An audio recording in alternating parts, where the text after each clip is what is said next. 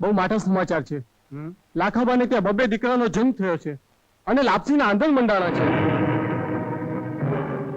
તો એ લાપસીમાં ઘીની ધારને બદલે હું લોહીના થોરિયા વેવડાવીશ. એને હજી અમીરસિંહની દુશ્મનાવટની ખબર નથી. અરે અમીરસિંહ તો જ્વાળામુખી છે, જ્વાળામુખી, જેમાં લીલું ને સૂકું બંને બળીને ખાખ થઈ જાય. બાપુ, આ કુમારની છાતી પર તો કાળું લાખું છે. તું જાણે છે રામસિંહ, જેની છાતી પર કાળું લાખું હોય ને તે તો રાજા બને. રામસિંહ, દુશ્મન આવી પહોંચ્યા છે.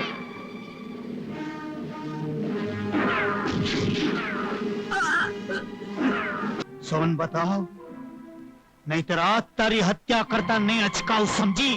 જે દી માં જમરાજને આંગળી ચીંધશે કે મારે બદલે મારા દીકરાને લઈ જા, તે દી કોઈ દીકરો